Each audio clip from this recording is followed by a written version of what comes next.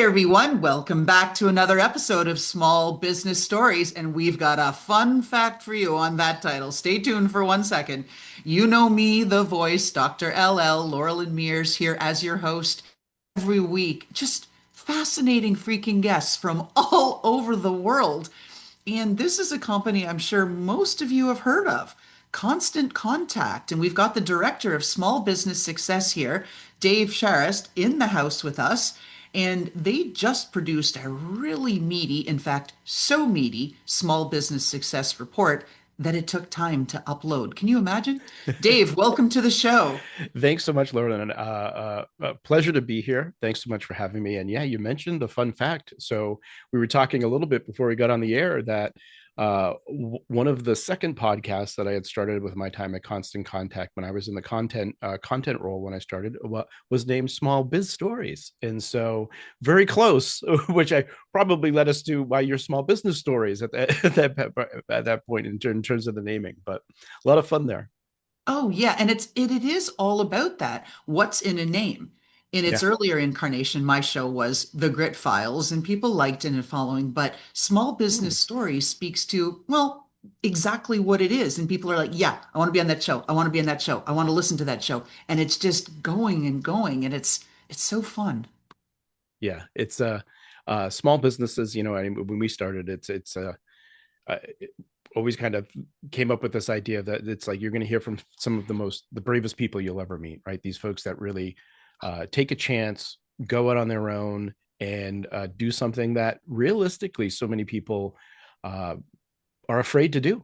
And more than 50% what fail in the first 5 years, and so it's not a given thing, but they do it anyway, and oftentimes there's nothing to fall back on, which is Yeah. why they often get to the places that they get to. So it's always awesome to share those stories. Exactly, right? It's that combination of tenacity and hubris. You have to believe in yourself that you can do it and you built the better mousetrap, or forget about it, get out of the game. Or not know, or not know the things you don't know, right, in order to move forward, because sometimes those things hold you back. Oh, absolutely, right? If I knew now, Yeah. I never know. Right. It's like, Right? I oh mean, it's yeah. just wow, it's a lot. So you've been with Constant Contact now for over a decade, almost 14 years. Yeah. What have you seen as far as some of the big tectonic shifts in the space? So there's a couple of things I'll talk about. I think in some ways, everything has changed and nothing has changed, right? And so what I mean by that is I think at the end of the day, like of course the technology has changed a lot. And I think there's never been a better time to have the resources and the tools to be able to help you succeed at starting a business, just in terms of like the technology available to you. But I think the other side of it is that when you think of just marketing, which is where our focus is all the time at Constant Contact, is really marketing. The channels have changed, the technology has changed, as I mentioned. But at the end of the day, it's all about getting your business seen, keeping your business top of mind, and connecting with people. And the through line through all of it is that people part and the way people connect with each other. And I think that's actually going to become even more and more important as we get into this like AI everything. People are going to look for those experiences where they connect with real people. They're like live events, I think, are going to become more important, and just those experiences in general. And so yeah, a lot of the things that you talk about that just make us human, I think still are key today. I think behavior changes a little bit now. I think we're really starting to see that just with people now growing up with the devices and those types of things. And so I think that changes things a bit. But the reality is, I think marketing is all about communicating something to the people that will find value in what you have to say, and keeping yourself top of mind with them. And I think that holds true. Just the channels and the technology is changing and more advanced, but it's adapting it, that same thing, to those channels. Let me pull on that thread a little Yeah. more about the people connection. Sure. So we're starting to see some trends here in 2026. Now, again, just even away from marketing, just about the Hmm. people connection. So you've got your prediction that people will be attending live events more often. Okay, that's one piece. We're seeing people embracing analog hobbies. We're Mm. seeing people increasingly taking longer and longer Yeah. sabbaticals and breaks from social media. We're seeing people pay to go on cruises and excursions that are so freaking remote that they pay to make sure there's no Wi-Fi and no signal so they don't get tempted and they can heal. I Yeah. mean, it is because we want these communities and we want people. Constant contact was at the forefront of that, I think, trying to figure out how do you bridge people and get them to find out about who you are. Yeah. I spend my days anchored in my tagline, which is invisible brands don't make money. Mm. So, how do you get that visibility? Talk to us about what people are getting wrong in today's era about making that connection and outreach to people. Yeah, I think there's this overwhelming sense of overwhelm, Yes. funnily enough, right? That comes into play with just because there's so many channels, there's so many things vying for our attention now, particularly because of all of the devices and the online things. And I think as a business owner, you get FOMO a lot of the times. Like you feel like you keep hearing of, oh, I got to be on this. Oh, I got to do that. Oh, I got it right. And so you're pulled in all of these directions. And I think we can likely agree, unless you're a marketing business, if you're a small business owner, you didn't get into the business because you wanted to do marketing, right? You recognize it as a necessary thing that you need to do to get the word out about your business. And so I think it's changing that in many ways. And I think the biggest thing is thinking that you need to do everything. Mhm. And I think really, oftentimes, I'll speak on stages and I'll mention like all of these channels exist to you.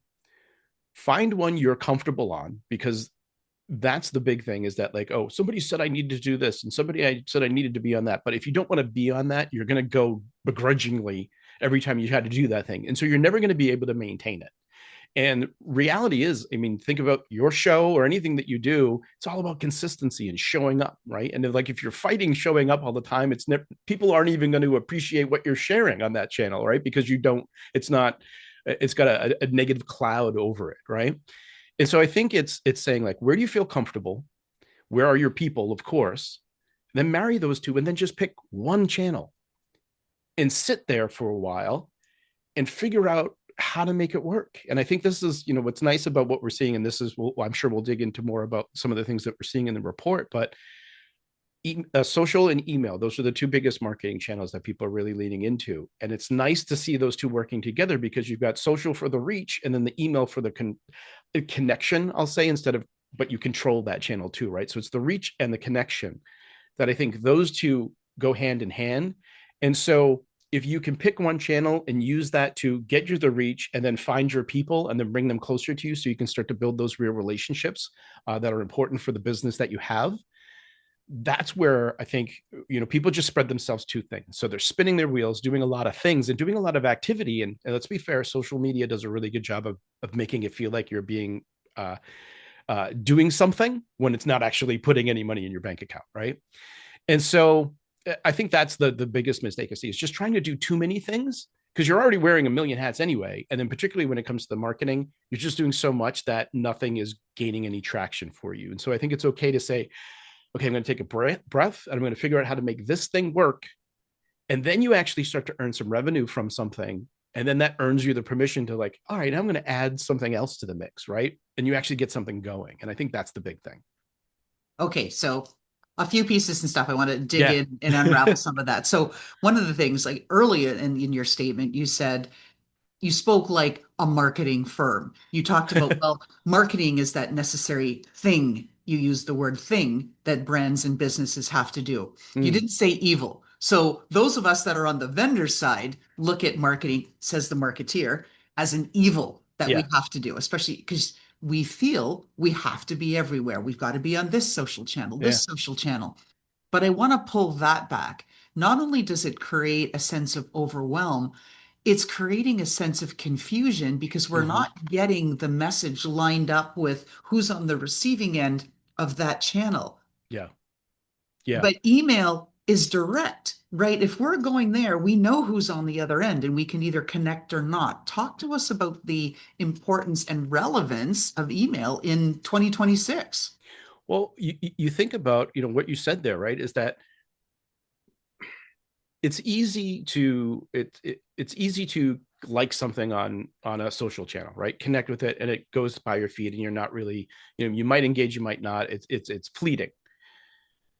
When you think about what happens in the interaction between somebody saying, "Oh," or hearing about your business, whether that's face to face, whether it's online, wherever it is, going to your website or being face to face with you and saying, "Hey, I want to stay connected with you. I'm going to give you my email address," that allows you into a safe space. It's like inviting somebody into your home in many ways, right? And so I think that's the real power of what we want to call it, right? It's an opt-in marketing channel, right? So it's somebody raising their hand to say, "Yes, I want to stay connected to you." And you have the ability to talk one-on-one with people and build those relationships, and think about the different people that you have in your list and actually see some things going on and make those connections in a way that are where you think of like everything that is happening on social media, for example, is a public space, right? It's public, people watching, and those are all good things. But then you get in the inbox, and it's a private space, so it's actually a conversation between you and a potential customer, a vendor, whoever it is that's important for your business, right? And it's that opportunity to really just have a one-on-one conversation that can lead to something down the line if you're showing up consistently. I think there's an interesting thing there too. I mean, I think we over index on being on email marketing in some ways being a conversion channel, meaning I'm going to tell you about a sale, I'm going to tell you about a promotion, I'm going to do all of this.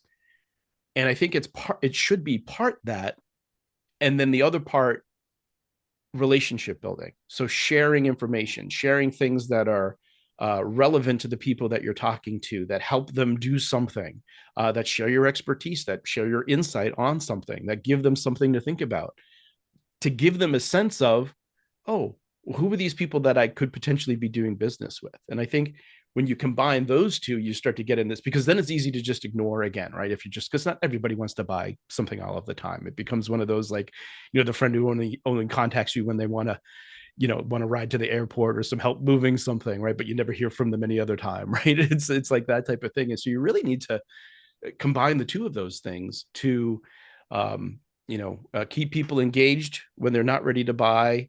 And so they'll be thinking about you when they are, right? Without fatiguing them, for lack of a better way to say that.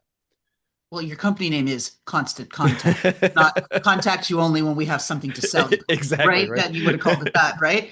And so, is that really the secret, what you just outlined, that we've got to get into the headspace that marketing through email is still relevant because it allows us to build a relationship privately. And it's not like every time that we do that contact that we have to sell something. Maybe that's what we're getting wrong.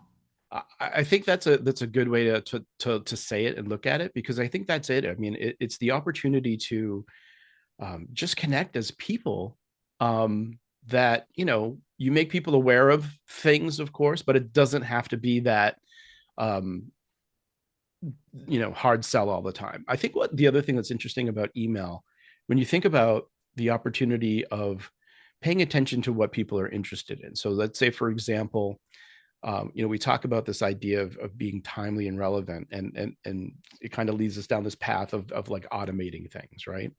And a lot of times when you think about automating things, people will bristle at it a little bit because they feel like that's impersonal.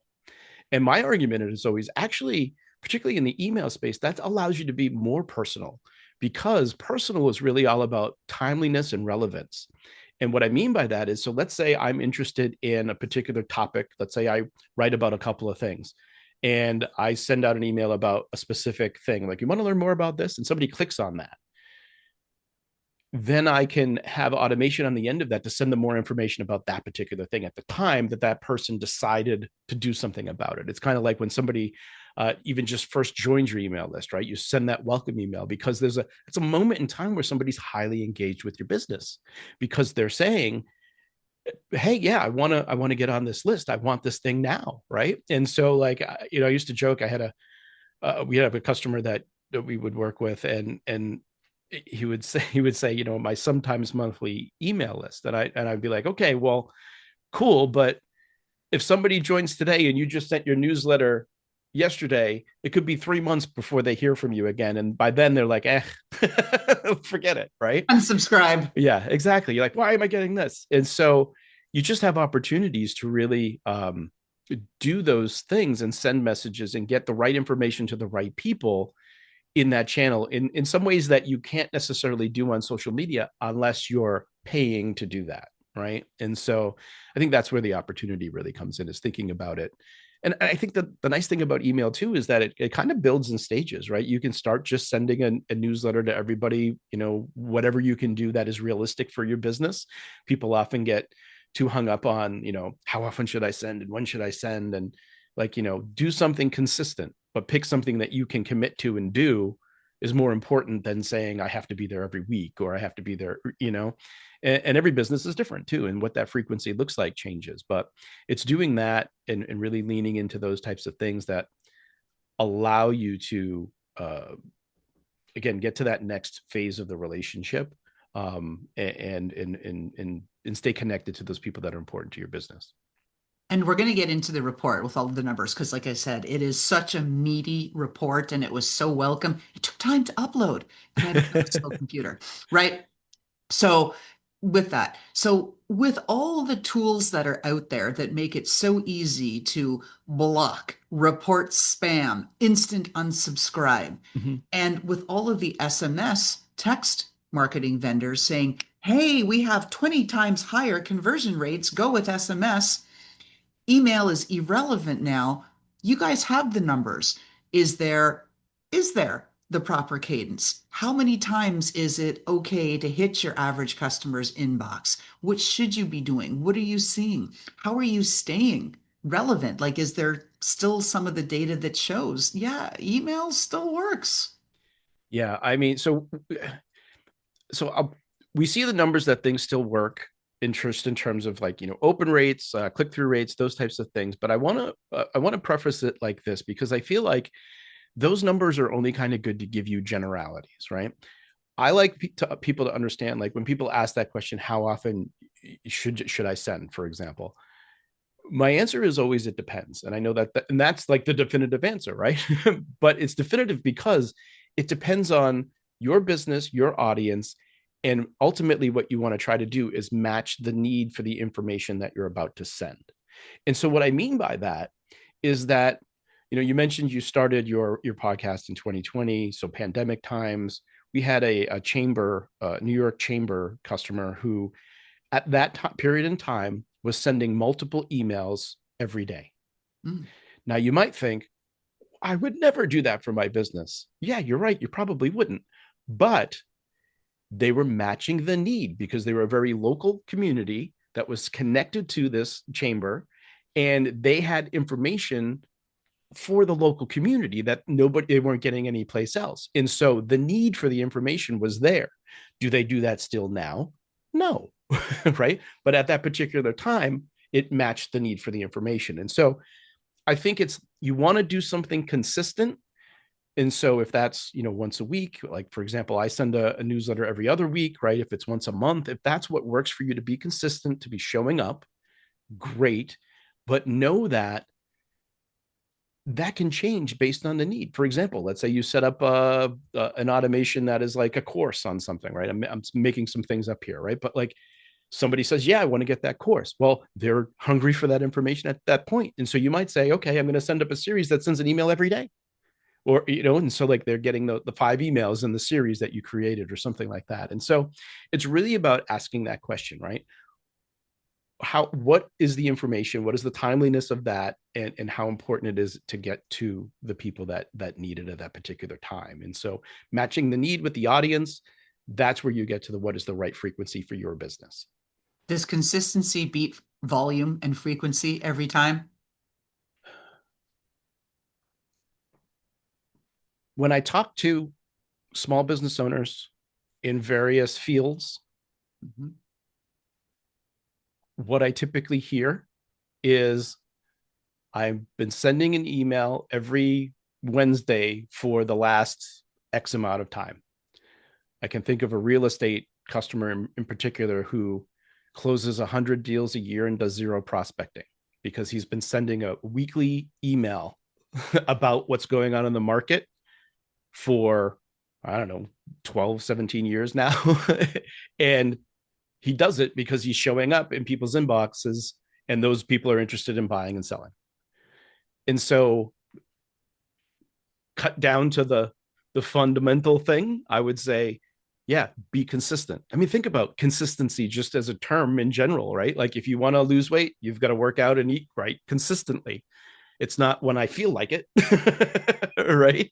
And I think I it's the same. wish. Yeah, right. Me too. Um, so it is. There's something to that. If you want to get better at something, it's about showing up every day and practicing that thing. You want to learn how to play piano, right? And I think it's the same with marketing. I think I don't know why we would expect it to be different. It's showing up consistently, and then even just think about that, what that does for the relationship and the trust that you build over time. I can trust that if I can trust that you're showing up in my inbox when you say you are consistently, well, that means something, right? In terms of what that trust and that what that relationship can be with the people that you're connecting with. And on the topic of consistency, I think it goes beyond cadence. Mm. It goes to message clarity. That if Mm-hmm. I show up and I'm saying, right, it doesn't matter if I show up every Wednesday, but if on one Wednesday I say, I'm a duck, I provide duck services, right? And then next Wednesday, I'm a mouse, I provide mouse services, right?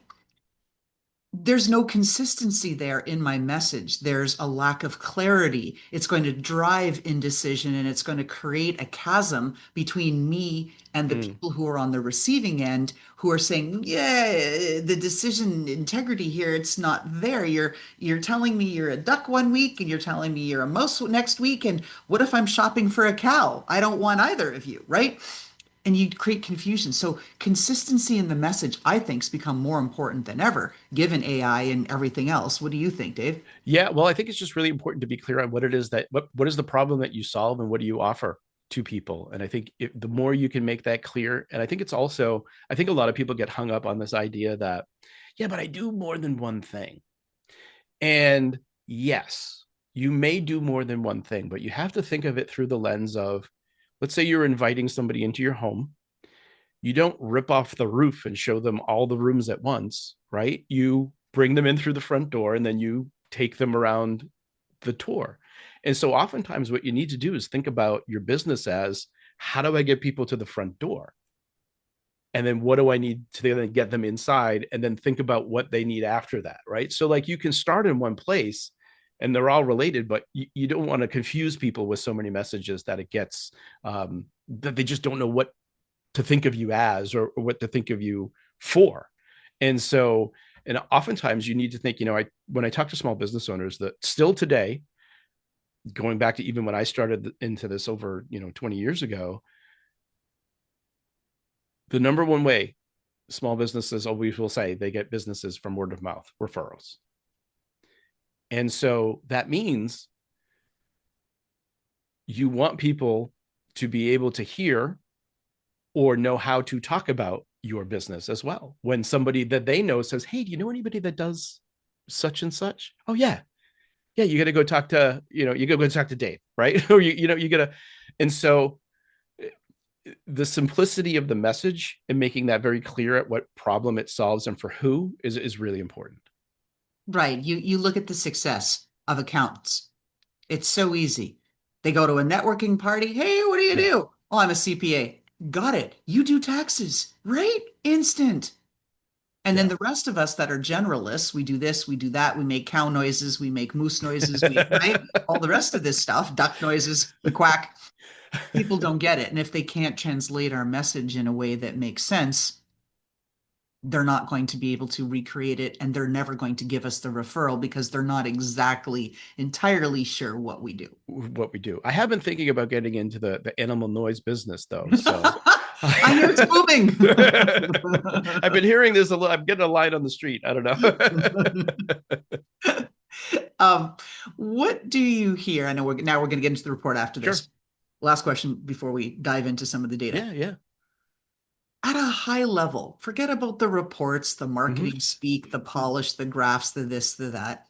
What are small businesses telling you today that our small business audience and entrepreneurs need to hear right now? Yeah. I think the big thing is in all my conversations, one of the major themes that comes out is about building strong community relationships within your local community. And I think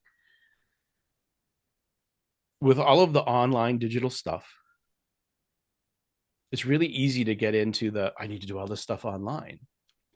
And particularly when you're first starting, I think it's more important to think about how do I get out and talk to people face to face, build relationships, and then use online to stay connected with them versus trying to do it the other way around.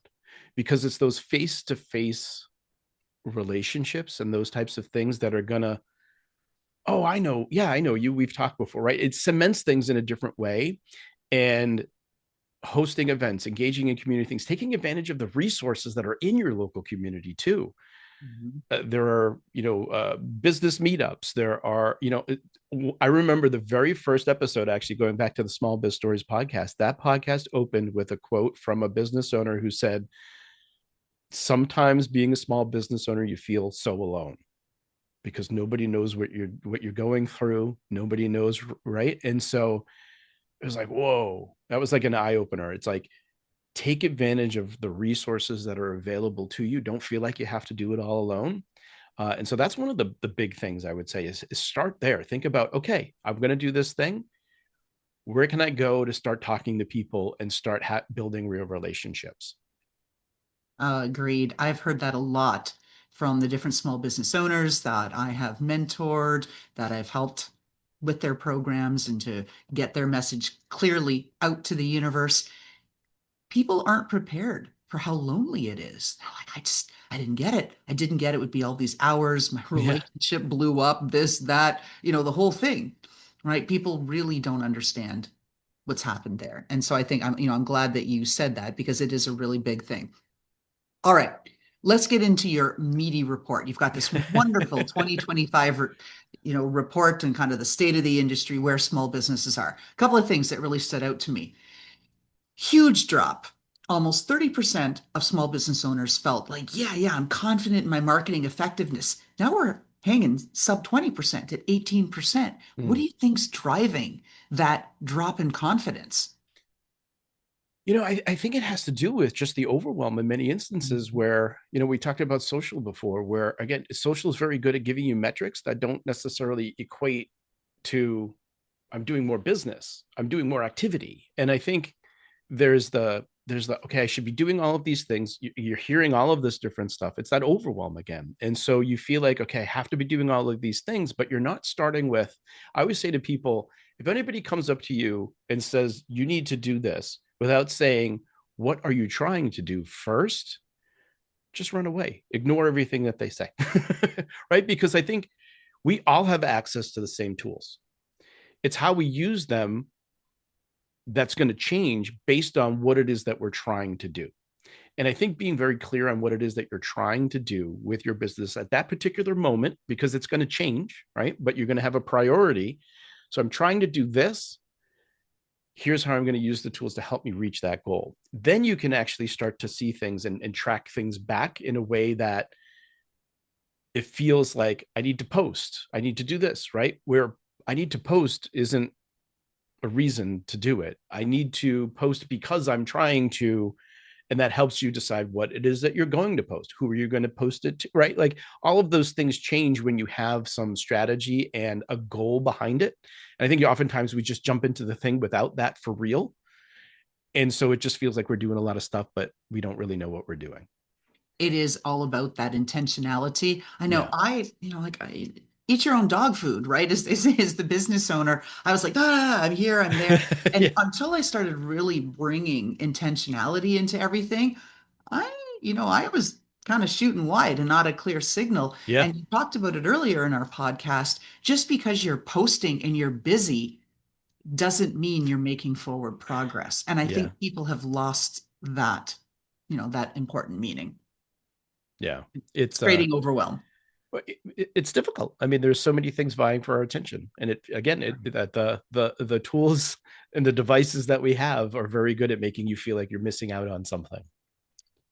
Exactly. And so one of the things I was looking at that a lot of small businesses are pulling their hair out, right? Hair on fire. Ah, something's not working. I don't know what's not working. Is it tracking? Is it getting people to my front door you talked about? Is it a message clarity problem? People don't Mm. understand what I'm saying because on page 5 of your report, you've got 23% say they don't know what's working.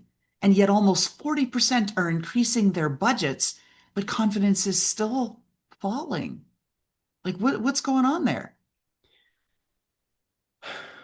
I think it's I think it's what we've been talking about here. Really, it's just that not being clear on what it is that you're trying to do, and so you're just using the tool, but you're not actually saying I'm using the tool with purpose. And I think that's the big difference. There's a difference between, I'll go back to the posting analogy, right? There's a difference between posting and a difference between posting with purpose. And I think it's that, because when you have the purpose behind it, you know what it is that you're clear about what it is that you're looking for and what it is that you're trying to do. Another thing I would say is that I also feel like there's what we've seen when people don't spend enough time actually talking to the people that they're trying to serve. And so it makes sense to, like, we almost get in our own way, particularly if we're not the audience, right? And sometimes that's difficult to do, and sometimes it makes sense, but depending on your product or service. But we don't spend enough time actually listening to what we're hearing from our potential customers so that we can echo that back and create something that's meaningful to them. Which really cues up my next question beautifully. We didn't even plan this audience, but like, so this is what's amazing, right? So 48%, according to your study, are using AI to craft their messages. Now, we Yeah. talked about at the beginning of the show that it's that people connection. And so if we're using bots to try to connect with people and sound human, right? Half of us, 48%, yet your data show 31% are concerned about accuracy, 26% are concerned about brand mismatch.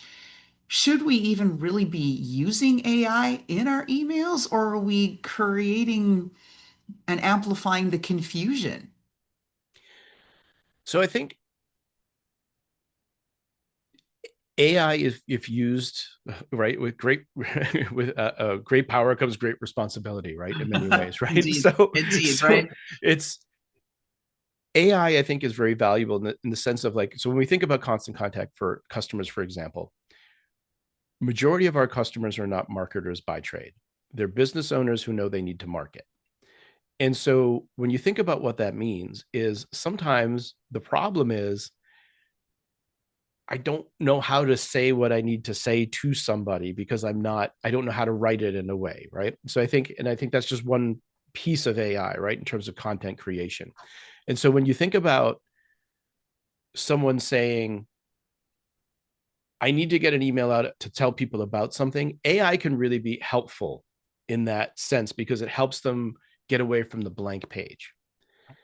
I think the other piece that we're starting to see people now, I think we just did an even newer report that just came out more recently talking about how they're using that to actually help them think through data, identify trends, identify things that allow them to make smarter decisions, right? Which is, I think, a little different from just the content creation piece of it. I actually think that's the more exciting part of things when you can start to use. So I look at constant contact, for example, like we see a world where we get to a place where you can go into your account and we can start to see what's happening with the people that you're sending messages to, the other things that they're doing to make recommendations to you. So we can be like your marketing department to say, like, hey, you should think about sending this type of message to this person because they've responded to something like that in the past, or they've done something like that, right? And so I think I hear what you're saying. Like, I think there's a, like, as from a creative person, I also think there's like the element of, all right, well, I enjoy doing the creative piece of it because that's what I enjoy to do. But as we're talking about, there are people that don't know how to do the creative piece of it and don't enjoy that part, but they love to do the thing that they do that they're the expert in. And so this is where I think AI can really come in to be the support piece to help those people get to where it is that they need to go, right? So it's a very big conversation, I think, in terms of like when it's helpful and when it's not. And to be fair, I think if people are using AI without any eye on it, and I think that, you know, you've probably heard the phrase, right? The people in the loop or human in the loop, right? You do need that, because that's where the nuance comes in. That's where even the expertise is allowed to be seen, because you've got it somewhat right, but not exactly right. You know, so it's an interesting question because there's lots to, I think, unpack through it. And along those lines, if you were to define what is better marketing, here we're in 2026, everything's changed, everything's AI, all of the rest of this stuff. Does better marketing mean this consistency? Does it mean a personal message, that it's all really tailored? Is it strategic restraint where we're trying to build the relationship, not sell, right? Yeah. Contact only when I've got something. Define better marketing for us, Dave. What does that look like? What does it I would sound like? say, yeah, I would say better marketing is the marketing that spurs people to action.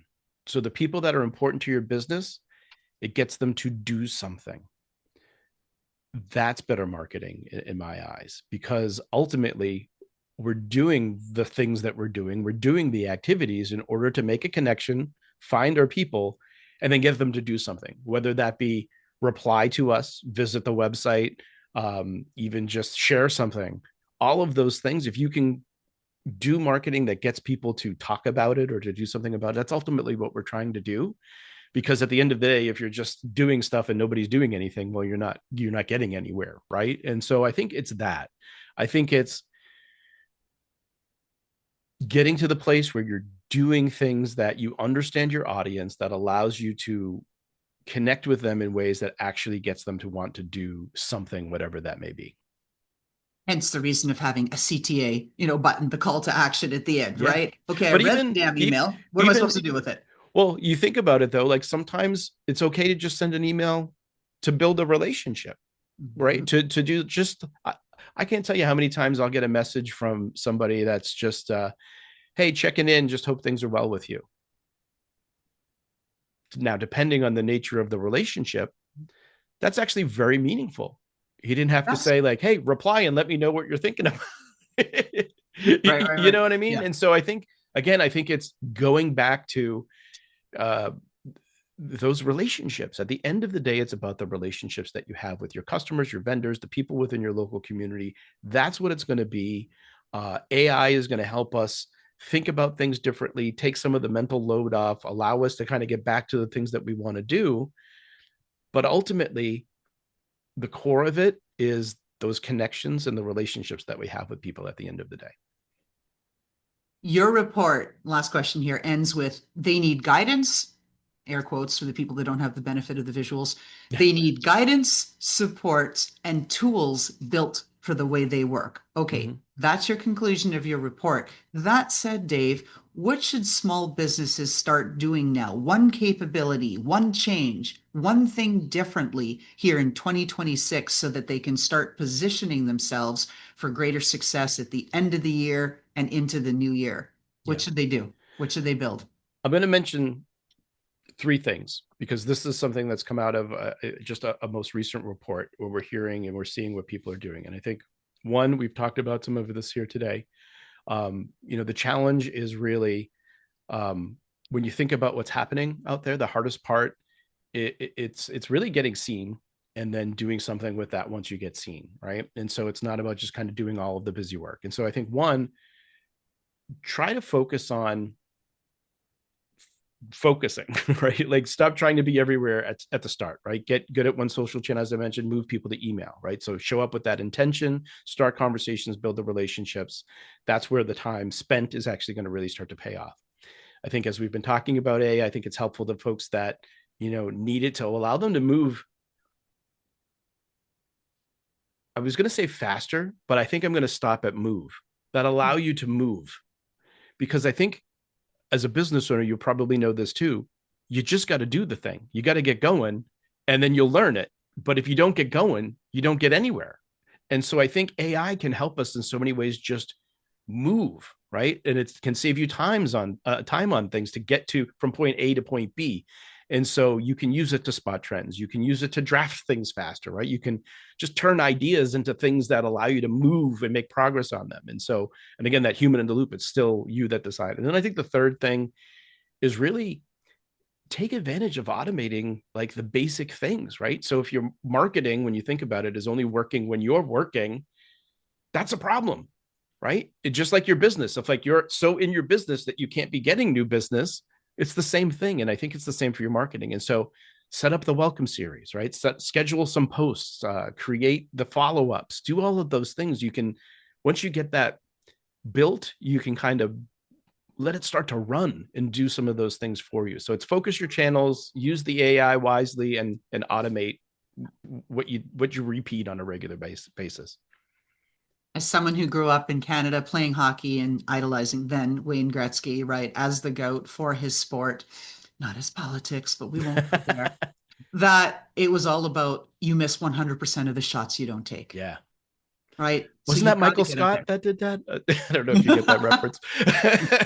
uh, Gretzky, Wayne Gretzky, let's stick our quotes where they are, right? So, Dave, as we're wrapping up our show, where can people learn more about Constant Contact, about these new reports, or get in touch with you as the Director of Small Business Success? Yeah, of course. So, yeah, anything Constant Contact related, come find us at constantcontact.com. We're on all the socials as well. But Constant Contact has a tons of resources for small business owners, including a community and also, free webinars and all of this free education around marketing in general. So if you want to find any information there, please do. You can find me. The easiest place to find me is on LinkedIn. Happy to take a connection request there. So Dave Charest, find me on LinkedIn. That's where I focus my energy on social media, is sharing stuff on LinkedIn. I hope we're connected yet. I haven't looked before the show, but I'll be looking after when I tag you when this Yes, episode please. goes live. But we'll be in there. All right. Last question, signature question of the show. Uh-oh. Small business stories.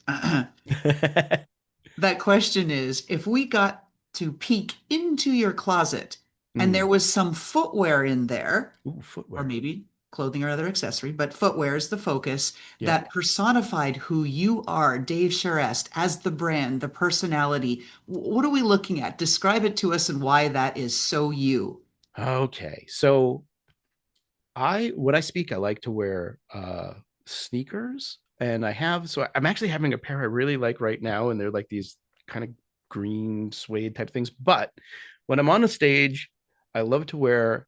I have this yellow pair of Nike sneakers. I can't even remember what the name. They were like a special run of things that add a little pop when you're on stage. So I usually wear a blazer and that type of thing. But I like that. I'm a sneaker guy more than anything else. See, there we go. It's like when I ask this question, people, their guard comes down. And more times than not, there's nothing fancy about it. It's just it's utility, it's function over form. I guess it gets it done and it gives me something, right? Because we're all entrepreneurs, we're trying to get stuff going, we're hustling, we're this, we're that. We don't have time, right, for the stilettos and that anymore. Gone. I love so funny. My wife and I, we started doing like food service type thing. And the biggest thing that I love about it is there's no more of what do you want to do for dinner? What do you want to do? I'm like, I don't have to spend any mental energy on thinking about what we're going to do for food because it's there and we just have to pick one. And it's like, this is the best thing ever. We can all understand why Steve Jobs, right, just said, Yeah. like, my Yeah. head is blowing up. I'm Yep. just going to get 10 black cashmere turtlenecks, 10 pairs of jeans, 10 pairs of socks, and just call it Be done. done with it. One less decision, right? I love it. Anyway, with that, Dave Charest, Director of Small Business Stories from Director, pardon me, of Small Business Success. There I go, from Constant Contact. Thank you so much for being on our show. Absolute pleasure. Thank you. Too many parallels there. Hmm. It's so funny, right?